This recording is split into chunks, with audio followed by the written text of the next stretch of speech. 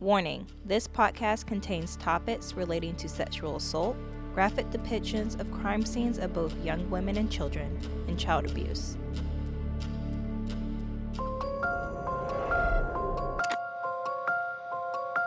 Welcome to the Murder and Movies podcast, M&M for short. Not sponsored. Where once a week we gather and talk about the darker sides of pop culture, film, and true crime. I think that is definitely a trademarked sound. Yeah, we need I think that's from like whatchamacallit? Like Ghost Files or something that's like, way more popular than us, like yeah. Twilight Zone or something. Yeah, I think it's Twilight Zone. Don't come for us. Please, we don't have money. We didn't know. Today we are going to be talking about Bryan Patrick Miller, and I told her before, I tried so hard not to call him Bryan Patrick Harris because I'm thinking about Neil Patrick Harris. Not the same person. Not at all related. Not at all. So Bryan Patrick Miller, a.k.a. the zombie hunter, fair warning, it has nothing to do about zombies. Nothing. Then why is he called the zombie We will hunter? get into that. But when I looked up this case, I was thinking, oh, the zombie hunter, that sounds interesting. Has nothing to do with zombies at all. Has something to do with hunting, but not zombies. Is it people? Is he hunting people? It's always people on this channel. This story is based in north central Arizona, which I've never been to Arizona. I have not. But after this, I don't know if I want to go. I heard it's hot. Oh, I'm sure. We're also in Texas, so we have no one to judge. Yeah, that's true. But we're in cold Texas right now. So north central Arizona, we're going back to the 1990s. During this time, that area, specifically the Sunny Slope and surrounding areas, had a high crime rate. It wasn't like a bad area, but in the 1990s, a lot of shady stuff was happening, specifically murders targeted towards women. Of course. It's always towards women. So, like I said, during that time, there was a lot of crime, specifically murders targeted towards women. So we'll go over some of those that put a highlight on this area. The first one happened February 5th, 1992. I know there were other crimes that happened before then, but this was one of the ones that definitely got a lot of public attention. So a passerby was walking along a trail on the Arizona Canal and found a body in a drainage ditch. Did they think it was a mannequin? I don't know. I've noticed every time someone finds a body, they're like, it's a mannequin. It's a body. He was walking on the trail, saw a body in a drainage ditch, and the victim had been stabbed. They were obviously female, but surprisingly, they were alive. Like, they had, like, deep lacerations, but they were still alive. And so they called 911. 911 came, and because the person was suffering so bad, they couldn't communicate with police, tell them, like, who they were, what had happened to them. And in the hospital, they died. They didn't make it. And a lot of that had to do because they were pretty much just soaked in blood and had a bunch of stab wounds. They were later identified as Cynthia Cano. Like I said, she was unable to communicate with police, and she was last seen at a bar near Sunny Slope. And they're not sure who she was talking to at the bar that could have been a suspect, how she got to this area, because where she was found in the entire Arizona Canal, it's not secluded. Like, there's people walking this canal, riding their bikes, doing all kinds of stuff all the time. And they have the lights. They have lights lined up around the canal. So whoever did this was very confident and swift. Disgusting. Or lucky, because they had no witnesses. Nothing to go off of. Of course, this kind of rattled the community, but it became even worse, not even a few months later, on May 26, 1992, a 13-year-old girl was walking around her neighborhood collecting money for a school fundraiser. I think it was like that Scholastic book fair stuff. Nice. But she was walking around her neighborhood collecting money, and her sister was the last person who saw her, a younger sister. And she said that she saw her walking down the street between 5 and 6 p.m., and that was it. Of course, she never showed up back home.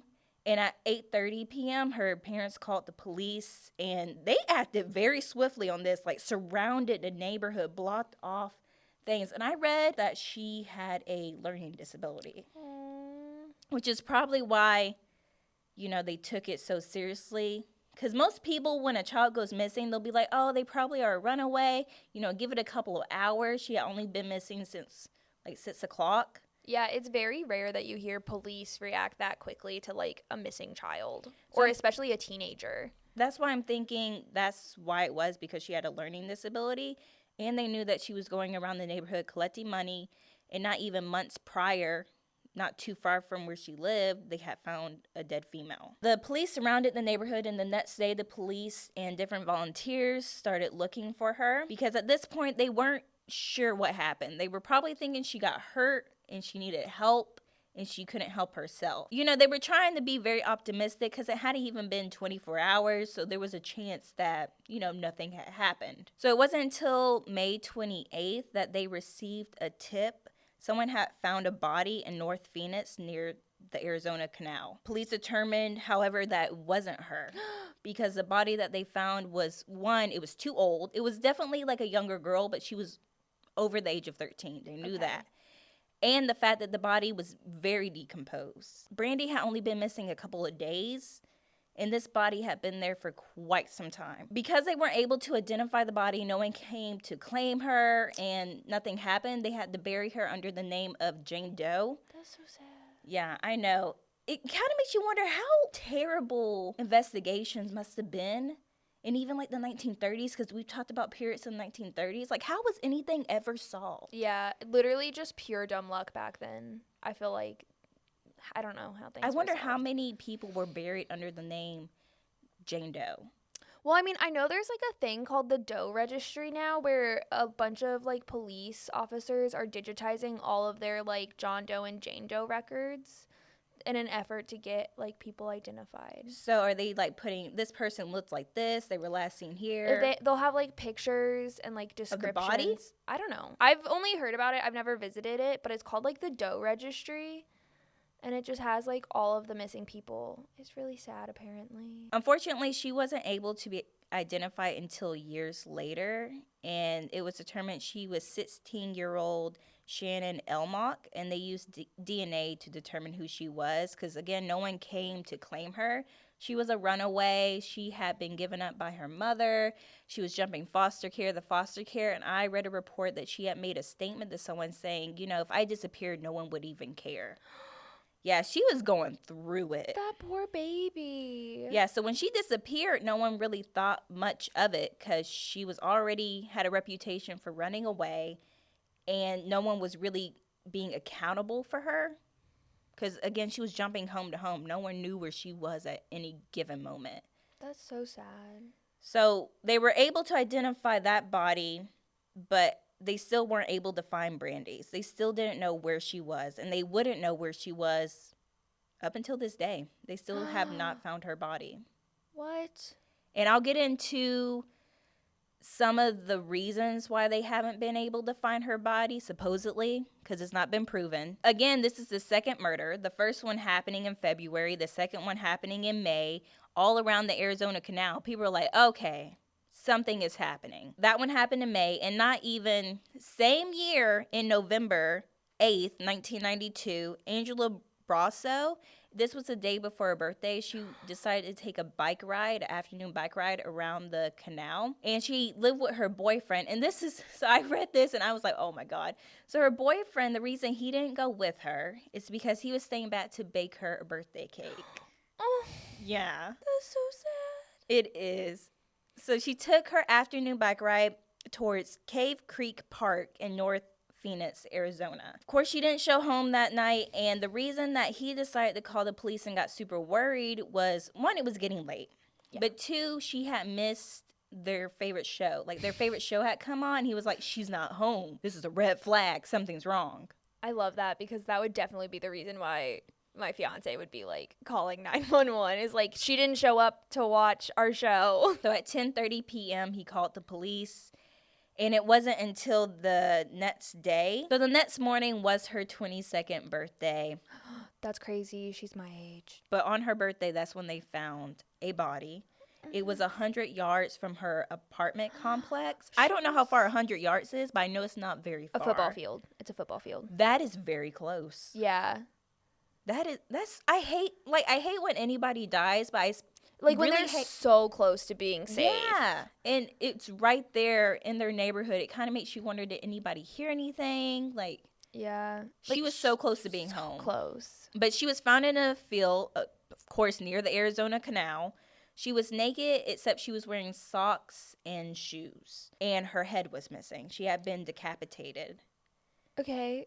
And her clothes were found in that same area, and they were soaked in blood. But again, she was found naked, and her clothes were found elsewhere. Was she, like, assaulted? Yeah, Oh. she had been assaulted. And the clothes that they had found, because of the clothes, even though she didn't have her head, but based on the fact that her boyfriend had called her in missing, and they found her clothes, he knew what she was wearing the day prior, they were able to identify her as Angela Brasso. Now, here's the crazy part. So 11 days after they had found her body was when they found her head. Okay, yeah, they found her head. Good, okay. Yeah, but a fisherman had found it, and he didn't think it was real. He saw it and was kind of like, he thought it was a mannequin head. He didn't think it was a real human head until, of course, they pulled it out the water and called the police. And like, this is the head of Angela Brasso. But the strange part about that was for it to have been 11 days after that they discovered her body, the head was in good condition. Like, very That's good weird. condition. That's what the police said. So they suspected that the person who decapitated her kept her head refrigerated or in a freezer for quite some time before they decided to toss it into the river. Why? I don't know. Maybe he kept it as like a trophy. And then he went, I'm going to get rid of it? And at this point, from what I had read, there had been no record that the person who committed any of these murders was keeping trophies. But also at this time, they weren't thinking it was the same person. They were thinking these were all separate cases, and they weren't connecting any of them. Where they had found the head in the water was only 2 miles away from where they had found her body. So it was relatively close. There's no telling where the person had tossed the head, but it had been found 2 miles down in the river. And again, with this case, like the other two cases, there were no suspects, no eyewitnesses, no DNA evidence that they could really collect other than the fact that she had been sexually assaulted. So they were able to collect that DNA, but because it's the 1990s, they couldn't do crap with that. Yeah. Like, there was nothing, unless you were already in the system and they had your DNA, they weren't going to be able to find who you were. And so they just kept it. I mean, at least they kept it. Yeah. That's Thank a good God. thing. Because it took a minute for them to solve any of Really? these. Yes, That's it so took a sad. hot minute. Like, literally, how did crimes get solved in the 90s or, like, before? That's what I'm saying. Like, the 90s wasn't that long ago. I'm a 90s baby. You're a 90s baby. So it's not that long ago. I am not old. So how in the hell, even 40 years ago when our parents were our age, were they solving crimes? Like, I get now why there was, like, a golden age of serial killers. Like, I get it now. That would have been the time to really get away with stuff. This is the third murder within the same year, just months apart from each other. People in the Sunny Slope area and surrounding cities were on high alert. They were scared. And I saw a news report that a lot of self-defense classes were overbooked because women were fearful. Like, the Arizona Canal is a big canal. It was just too many awful murders that happened in a short span of time that a lot of people were just terrified. Time passed, again, with no suspects for any of the previous 3 murders. No one knew who did it. There were no eyewitnesses, no like high profile suspects to go off of. And not even a year later, on September 21st, 1993, which was the next year but had not been a full year since they had found the body of Angela, Melanie Berness, she was 17. She also took a bike ride around the Arizona Canal, and she was never seen again. Oh my God. She was last seen 13 miles from Sunny Slope. A passerby found blood near a trail on the Arizona Canal, kind of sounding very similar to the previous case, Angela's. The body was floating in the canal 100 yards from where Angela's head had been found. Oh my gosh. So very close. The area is not secluded, like I said. There's a lot of people that walk these trails, ride their bikes. They use this as a commute, and it's a highly lit area. So police suspected that whoever had done this murder had murdered before. Yeah. Because there was a lot of confidence in it. And the same with Angela's, they had suspected that whoever did Angela's, that wasn't their first time either, because of the way that she had been decapitated and disposed of. The person just seemed real bold. Yeah, also his cooling off period is kind of weird. I feel like there's probably more cases that just weren't found out because almost a full year where before he murdered like 3 times in 1 year. Well, we can't assume that. Again, none of these cases were connected. At the time, but they're connected now, right? No? No, not all of these cases have been solved. They're just suspected to be done by the same person now, years later. But when we get to it, I'll tell you which ones he was actually convicted of. Oh, okay.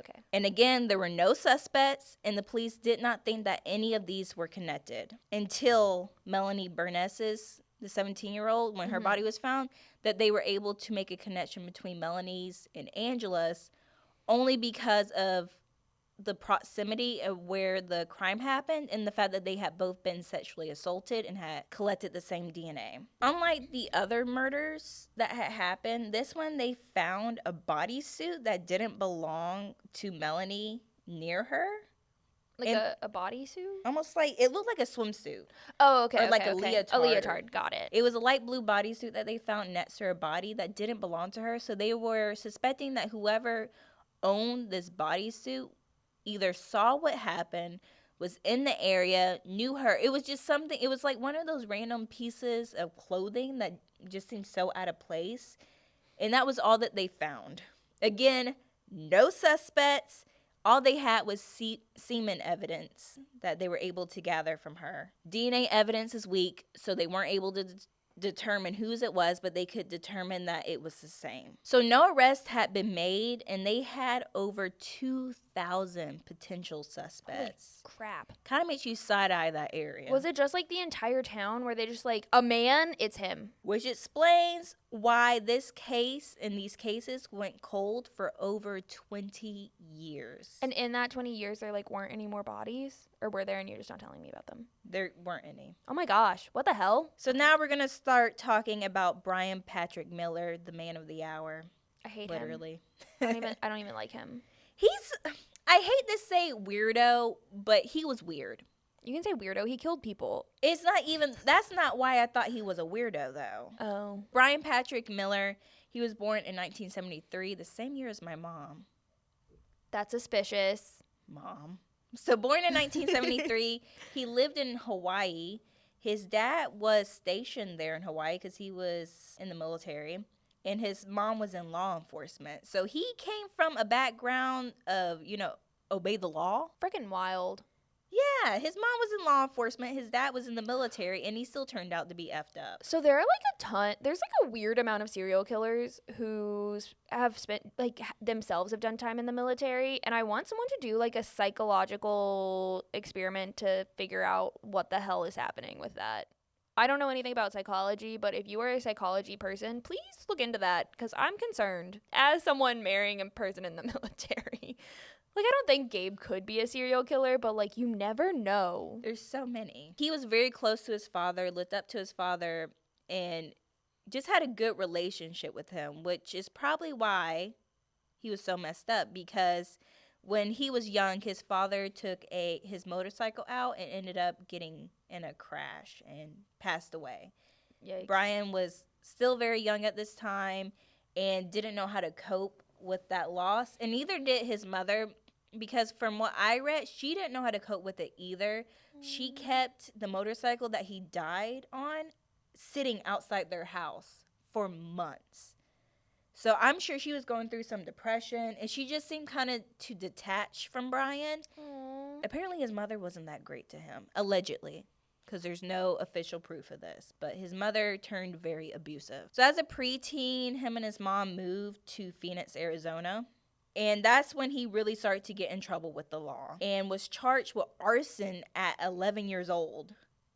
That is one of the, like, homicidal triad: arson, hurting animals, wetting the bed. I don't know about the other two, but he definitely did arson and then followed that up with shoplifting. So he was just getting into trouble. What a weird, like, de-escalation. Like, I feel like arson is, like, a bigger crime, and then he just went down to shoplifting. And then he jumps right back up because then he stabs a woman. Well, yeah. In 1989, he was 16 years old, and was charged with attempted second-degree murder for stabbing a woman who was walking to work. Like, no reason for it. He didn't know this woman. They had no connection. He was just like, I feel like stabbing someone today. And he, like, didn't even try to rob her or anything? He just stabbed her. What a weirdo. Yeah, the woman luckily survived the stabbing, but then he ended up being held for this. And was exonerated for it? I don't know how. He had to spend some time in juvie. He spent time from when he was 16 to 18 years old in juvie. I feel like that was not a very long time to spend in juvie. For trying to stab a human being? Absolutely not. He accomplished the stabbing. He just didn't accomplish the murdering. Where did he stab her? I think he had stabbed her in the back, which is very poetic. Rude. She was just walking to work, minding her own business, and he decided to stab her. So while in juvie, he made a friend with Darnell Bancher. He was the juvenile chaplain. Got it. So, like, when people got out, they were able to find opportunities and stuff, and he was the one that helped them to find housing, jobs, all that stuff. Like, he was a good person. Bryan became close to the chaplain, and he had told the chaplain that he hated his mother. He could not stand his mother, and the reason that he had stabbed this woman was because when he looked at her, he saw his mom. Like, listen, if you got mommy issues, just go to therapy. I don't know at this time if he could have afforded it. He was 16 years old. I don't think he could have enrolled himself in the therapy, and he probably didn't even know he had a problem. He had told people that he really wanted to kill his mom, but he couldn't, so he would rather stab a random woman. Why couldn't he kill his mom? I don't know. Like, I don't condone killing your mom, but I feel like it'd be less aggressive than killing random strangers. He had told the chaplain, allegedly, because I did not find any reports that proved that this really happened, but he said his mom abused him, would threaten to kill him. She would bash his head into the wall.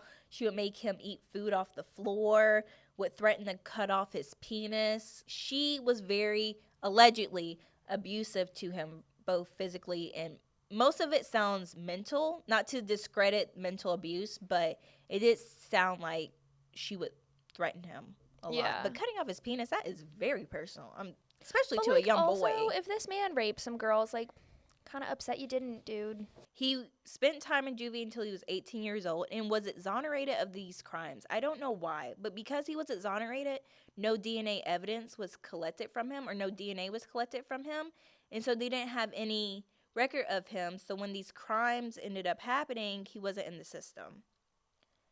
Which I hate when cops do that. Like, I hate, there was that one guy who, the clown killer person. What's his name? Who killed all those little boys. Wasn't that the same case with him? Like, he had committed crimes, and then they decided, it's hard for you to find a job. We won't release your records to anybody. Yeah, they did. What was his name? Y'all know, the clown killer. And there were other people who ended up being serial killers whose entire records had been hidden because it was hard for them to find a job. Yeah. Stop letting men get off with shit because they're men. Because they whined about it. Bryan Patrick Miller was described as a very shy and odd person, even when he was younger, and especially as an adult. He was described as having poor hygiene. He didn't smell that great. As a young adult, this is kind of suspect to me. I didn't know you could do this, but he was known, for being odd and quiet, but he was especially known because of his car, which was an old police car that he had converted into like a apocalyptic type car. It was like very sketchy looking, but it was an obvious cop car because it had the sirens on it and everything. I thought that was illegal. It is. You definitely like have to remove those if you buy a used police car. Maybe in the 90s it wasn't. I don't know, but what's even more suspect is that on his social media, he had pictures of him with law enforcement. I don't know. That was something else that people side-eye and was like, is that why this case was unsolved for so much? Because he was like friends with the police. I don't know if they were friends, but it was because of this persona that he had built from himself in his car that people wanted to take pictures with him. So his persona was called the Zombie Hunter, which is how he got his name, because on his car he had Zombie Hunter written on the back. And he would dress up. Like, the best way I can describe it is like Silent Hill-esque costumes. He had a long trench coat. He wore like these black goggles and this like hat, and would have like this one of those long old-timey guns. He literally looked like post-apocalyptic zombie hunter. Why did no one suspect him as being a serial killer? But he didn't dress like that just for the hell of it. He dressed like that because he says because of the abuse that he got from his mom, he used like these fantasy worlds as part of his escape from the abuse. So he really got into The Walking Dead, Dawn of the Dead, and he was into the steampunk Okay, yeah. people. He was one of those people. And you could tell from his costume that it was very, I don't know much about steampunk, but when I think of steampunk, I think of whatever the hell he was wearing. Okay. So very grungy, Yeah. dirty looking, which is on par for him because apparently he stunk. Take a bath, dude. His online friends noticed that he had a lot of anger and resentment towards women, specifically those who denied him. But he still ended up getting married. I want to know. Who is she? Her name's Amy. Amy, do better. He ended up marrying a woman named Amy. They had a child together, a little girl. Oh, no. From what I read, I can't confirm or deny if any abuse happened with the daughter, but there was none that I could find. But on May 23rd, 2002, they moved to Washington State. And I always had to specify Washington State because when I hear Washington, I automatically assume DC. Yeah. There's a whole state called Washington. I feel like that's a fault of us. We shouldn't have done that. Rename one of those. I'm tired of the confusion. Petition to rename a Washington. According to the Seattle Times, which covered a lot of the stuff that he ended up doing in the state of Washington, he had a run-in with a woman named Melissa Ruiz Ramirez. She was walking out in Everett, Washington, when she accepted a ride from a man she recognized from a friend's apartment complex. Don't do that. In the car, they talked about how some of the trails and pathways near the complex were dangerous. The man then took her to his work and stabbed her in the back with a 12-inch knife.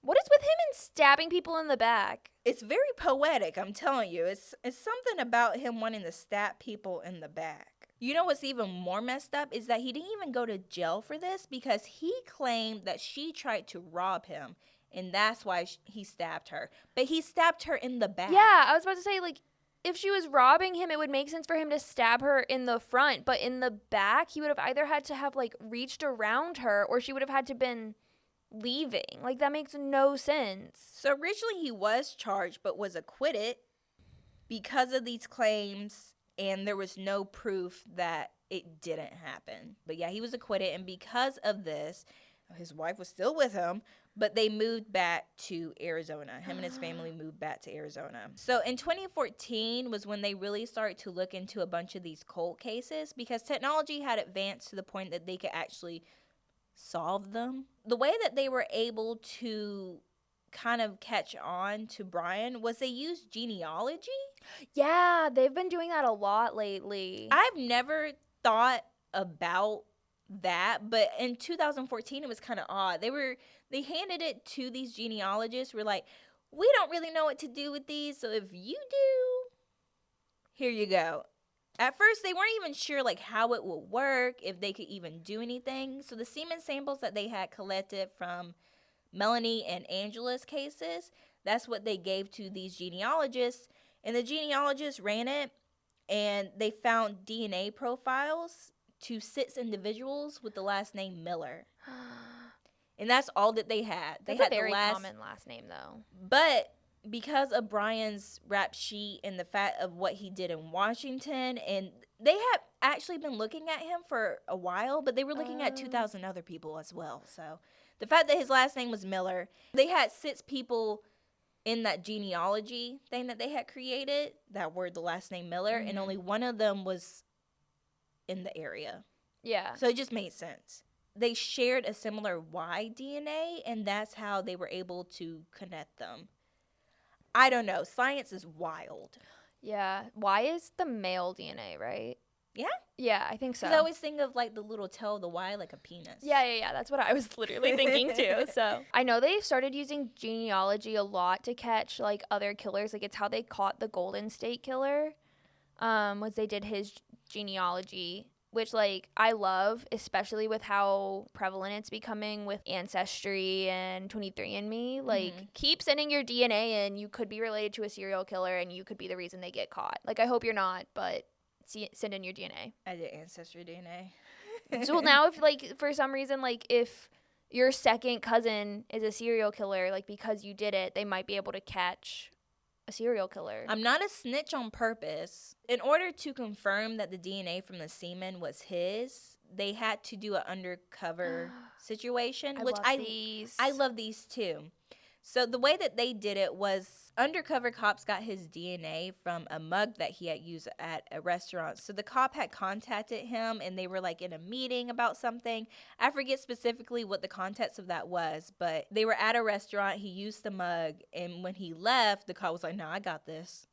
And so they used that mug to get a positive match between the semen and his spit. That's so weird to me that they can connect semen to spit. I get like it all comes from the same spot, I guess. Ew. Technically. So when I kiss my husband, I'm getting semen? It's not the same. Like when you kiss him, you're not getting semen, but it's like your DNA doesn't change. I know, but it's just so weird to me that it matches. What comes out this hole also comes out this hole, and also comes out this hole, and this hole, and this hole. Yeah. I'm just full of a lot of holes that release the same DNA, stuff. Apparently. They were able to find a positive match, and that between the DNA that they had found at Angela's and Melanie's. Again, the other ones not really touched on because there was no DNA evidence that was collected from these scenes, only at the other two because of the semen. So in 2015, they did a house raid, and they pretty much just tore his house apart. And he was still living there at the time. His daughter was 15 years old.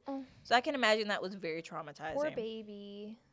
And embarrassing. Yeah. Because of the house search and the DNA match, he ended up being arrested for Angela and Melanie's deaths, charged with the charges consisted of murder, kidnapping, attempted sexual assault, and he pled not guilty, of course. He pled not guilty, and then it wasn't until way later that he tried to plead insanity.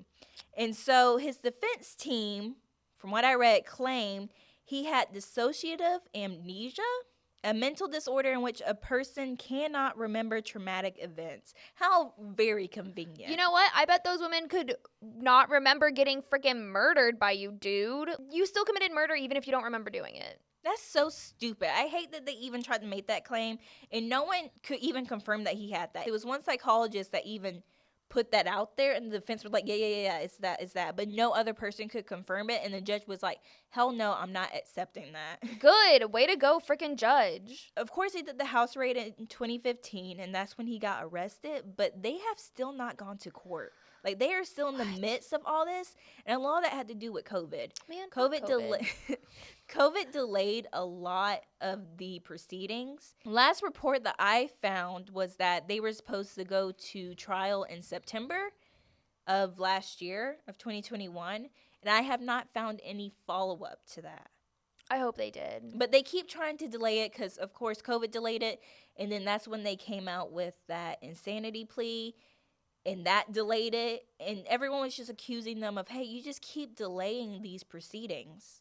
And he's like not out on bail or anything, right? No, oh, good. No, okay. He's definitely being held. I would assume because of the charges of murder, kidnapping, and sexual assault, he's not getting bail.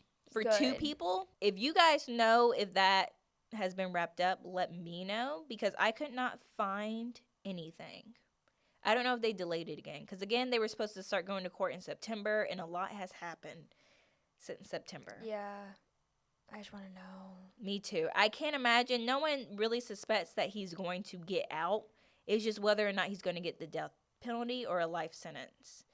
And another reason it's been delayed is because, you know, the previous murders I talked about before Angela and Melanie's, there were 3 other ones. So there was Brandy, who was the 13-year-old girl. Baby. We had Cynthia, who was the very first one that we talked about. And we had Sharon Almach, who was the one that was found during the search for Brandy's body. Mm-hmm. Again, none of those have been solved. However, and this is what I was talking about at the end, because allegedly Miller confessed to his wife, Amy, who later told the police that Miller had stabbed Brandy after she had come to his house. He had cut her up into pieces, placed her in the trash bags, and then placed her in a landfill. Are you kidding me? When did he confess this to her?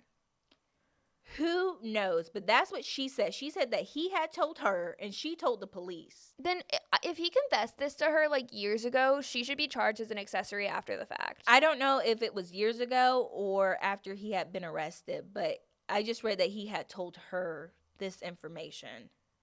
So Brandy Myers, the 13-year-old girl, the one who had special needs, that's what he had told her. So the only reason that Amy even suspected that the little girl had been Brandy was he said that a little girl with special needs had come to his house. And at this point, they were both living in Arizona, so she knew of the case. Yeah. And that's why she told police that he may potentially have been involved in her murder. So her little sister, the one who saw her walking away from the house, has been very up Bryan's ass about trying to confess to this because it's been years. Her little sister's a grown-ass woman. She just wants to know. Yeah, she wants that comfort because she was the last one to see her sister walk away and never come back. That's so sad. Mm-hmm. And she was only 11 years old when her 13-year-old sister died. And for the other murders, again, they're suspecting that he's involved in those, but it's just assumption based on the fact that location, time, and the other ones that he is getting charged like how with. similar they were. But yeah, that's Bryan Patrick Miller, the zombie hunter. I have a petition that we stop having little girls go door to door selling things.